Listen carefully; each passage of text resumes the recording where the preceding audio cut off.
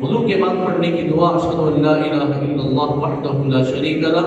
واشہد ان محمدا عبدہ ورسولہ،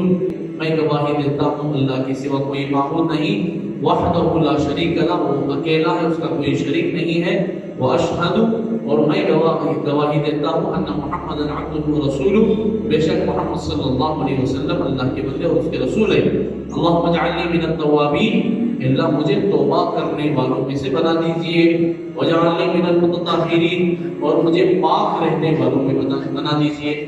اس میں دعا ہے اور ایک دعا بھی ہے وجعلنی من عبادک الصالحین، اللہ مجھے نیک بندوں میں شمار فرما دیجئے۔ اور پھر فرمایا سبحانک اللہم وبحمدک اشہد ان لا الہ الا انت استغفرک واتوب الیک پڑھنے کا حکم ہے۔ حضرت ابو سعید خدری رضی اللہ عنہ سے مروی ہے جو وضو سے فارغ ہونے کے بعد یہ دعا پڑھے گا وہ اسے مہر لگا کر، سیل لگا کر عرش الہی میں، اللہ جس عرش پر بیٹھے ہیں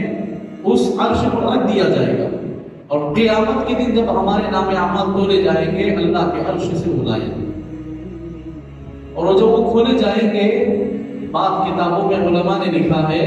کہ وہ یہ اعمال بس ہے کہ پورے اعمال کے یعنی پورے برے اعمال کو ختم کر کے یہ عمل بہت زیادہ وزنی ہوگا۔ حضرت عبداللہ بن مسعود رضی اللہ عنہ سے روایت ہے کہ میں نے رسول اللہ صلی اللہ علیہ وسلم سے یہ سنا ہے کہ آپ علیہ السلام نے فرمایا جب تم وضو سے فارغ ہو تو اشہد ان لا الہ الا اللہ و اشہد ان محمدا عبدہ ورسولہ پڑھ لو، پھر مجھ پر درود بھیجو، اللہم صلی علی محمد وعلی آل محمد وبارک وسلم پڑھو۔ اگر ایسا کرو گے تو رحمت کے دروازے آپ کے لیے کھول دیا جائے گا، کہ دنیا کوئی نقصان ہمیں نہیں پہنچائے گی انشاءاللہ۔ حضرت عبداللہ بن عمر رضی اللہ عنہ سے روایت ہے جو وضو کے بعد آیت الکرسی پڑھے گا خدا پاک اسے 40 عالم کا ثواب دے گا اور 40 درجے بلند کرے گا اور 40 حور سے اس کا نکاح ہوگا۔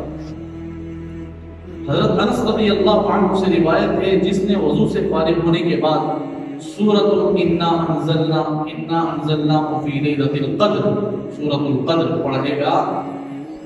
ایک مرتبہ پڑھے گا تو کل قیامت کے دن اللہ صدیقین میں کھڑا کرے گا، 2 مرتبہ پڑھے گا اللہ تعالیٰ اسے شہداء میں کھڑا کریں گے، 3 مرتبہ پڑھے گا نبیوں کے ساتھ اسے کھڑا کرے گا۔